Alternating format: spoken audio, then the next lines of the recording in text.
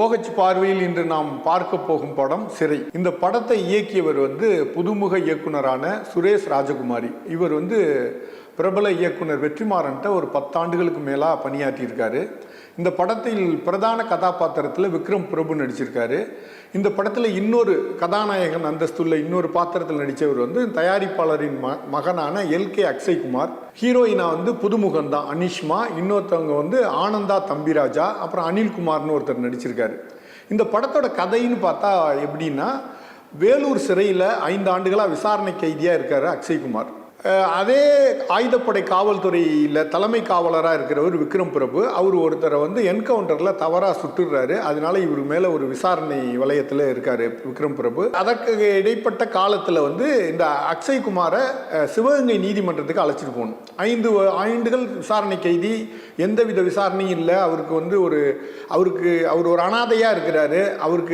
அவருக்காக வழக்காடுவதற்கு ஒரு லாயர் கூட கிடையாது. வேலூர் சிறையிலிருந்து சிவகங்கை நீதிமன்றத்துக்கு போகிற வழியில் நடக்கிற ஒரு படம் தான் சிறை. அதுக்கு இடையில் அக்ஷய்குமாருங்கிறவர் யார், அந்த இளைஞன் ஏன் சிறையில் 5 ஆண்டுகளாக இருக்கிறான், அவனுக்குள்ள ஒரு காதல், அவன் ஒரு முஸ்லீம் அப்துல் ரவூப்புங்கிற பேரில் தான் அவர் அந்த படத்தில் நடிச்சிருக்காரு. அந்த அப்துல் ரவூப்புங்கிற இளைஞன் ஒரு இந்து பெண்ணை காதலிக்கிறாரு. இப்போ பொதுவாக நம்ம கிராமங்கள்லேயே பார்ப்போம், மிகப்பெரிய ஒரு பிரச்சனை வரும். ஒரு ஜாதி மாதிரி கல்யாணம் பண்ணாலோ மதம் மாதிரி கல்யாணம் பண்ணாலோ. இது 90கள் நடந்த உண்மை கதை. ஒரு காவலர் தனக்கு இருக்கிற சின்ன அதிகாரத்தை பயன்படுத்தி ஒரு 5 ஆண்டுகளாக விசாரணை கைதியாக இருக்கிற ஒரு இளைஞனை விடுதலை செய்ய முடியுங்கிற ஒரு நம்பிக்கை தந்திருக்கிற இந்த படம், இந்த ஆண்டின் இறுதியில் வந்திருக்கிற ஒரு மிகச்சிறந்த திரைக்கதை, வசனம், ஒரு இயக்கம், மேக்கிங், எல்லா வகையிலும் ஒரு சிறந்த படம்னு இந்த சிறை படத்தை நம்ம சொல்லலாம். விக்ரம் பிரபு ரொம்ப அந்த காவலர் துறையிலேயே தொடர்ந்து டானாக்காரனை தொடர்ந்து இந்த படம் வந்ததுனால காவல்துறையில் இருக்கிற அந்த நுட்பமான ஒரு உடல் மொழி, அந்த அவங்க பேசுகிற ஒரு விஷயங்கள், அவர் நடந்துக்கிற விதம் எல்லாமே அப்படியே செய்கிறாரு. எந்த மிகையும் இல்லை விக்ரம் பிரபுவோட நடிப்பில்.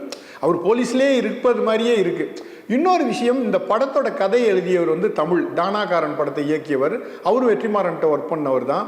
அவர் காவல்துறையில் 10 ஆண்டுகளுக்கு மேலே ஆயுதப்படையில் வேலை பார்த்துருக்காரு. அதனால காவல்துறையோடைய அந்த நுவான்சஸ், அந்த சின்ன சின்ன விஷயங்கள் கூட அவருக்கு தெரியுது. சிறை எல்லா ரசிகர்களின் மனதிலும் ஒரு சிறை புகுந்த ஒரு படமாக இது மாறி இருக்கு. மிகச்சிறந்த ஒரு அனுபவம் இந்த படத்தை பார்க்கறது. ஒரு ஃபீல் குட் மூவின்னு சொல்லலாம். இப்போ டூரிஸ்ட் ஃபேமிலி பிறகு நாம் பார்த்த படங்களில் மனதில் நிற்கிற ஒரு படமாக சிறை இருக்கு. எல்லாரும் தியேட்டரில் போய் பார்த்து ரசிங்க.